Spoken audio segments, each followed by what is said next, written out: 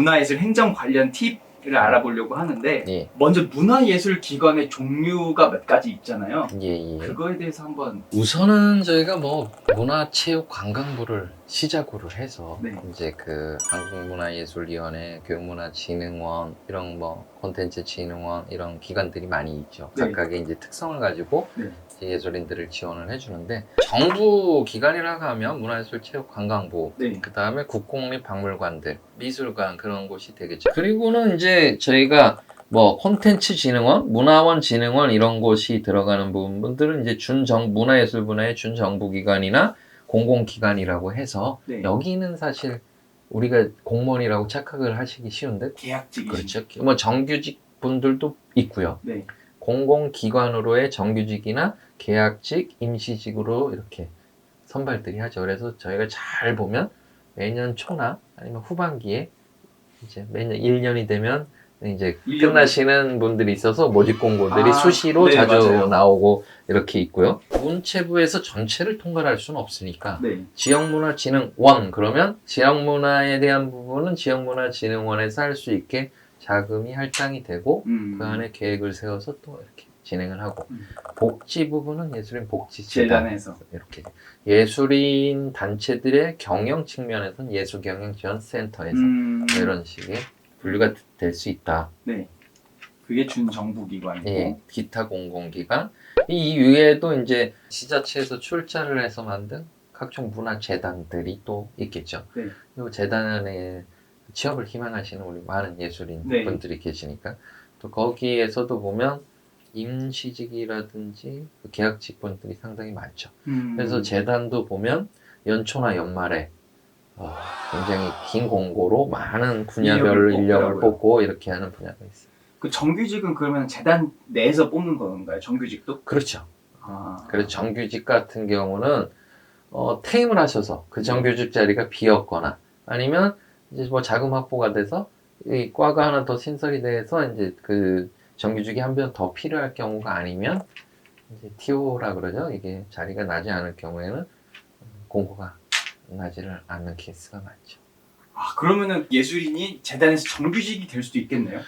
그렇죠. 시험을 공고 모집을 해서 뽑을 때 자세히들 정규직 모집을 보시면 해당 관련 그런 기관, 공공기관에서의 뭐 최소한 5년 아니면 팀장급은 10년 이상의 경력을 갖다가 경력 증명을 다 요구를 하고 있습니다.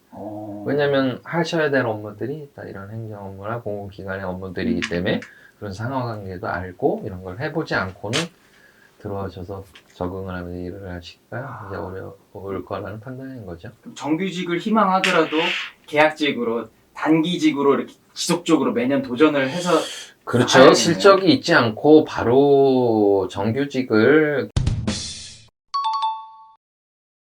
근데 물론 이런 건 있습니다. 정규직을 뽑는데 신입으로 뽑을 수도 있죠. 정규직인데 그렇지 않고 경력직 정규직을 뽑는다. 경력이 있는 그러면 이제 다양한 활동들을 해서 문화예술 현장에서 경력들을 가지신 분이 이제 우선 선발의 요건이 되겠죠.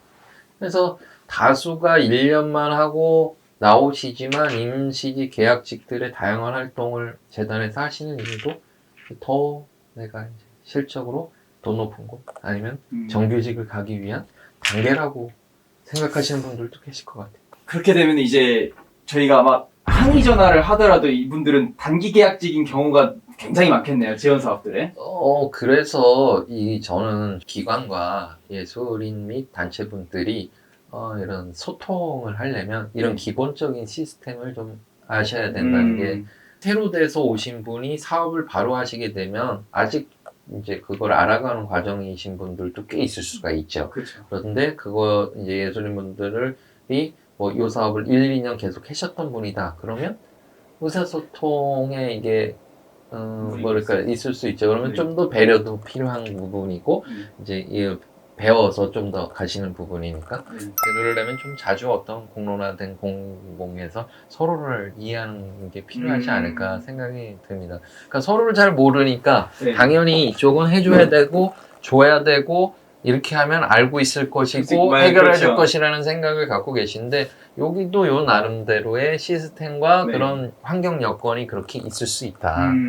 담당 부서나 그 책임을 갖고 있는 주무관 분들도 예술인 및 단체의 환경과 니즈를 알려고 노력을 하셔야죠. 네. 이제 업무가 많다 보니까 현장을 많이 못 오더라도 뭐 이렇게 같이 만날 수 있는 자리라든가 이런 걸 통해서 예술인 단체들이 어떤 니즈를 가지고 있고 어떤 걸 지원을 해주면 되겠구나, 아니면 어떤 공론화 자리를 만들어야겠구나 하는 거를 같이 좀 고민을 하고 한다면 충분히 이 부분은 노력을 하면 해결을 할 수 있지 않을까.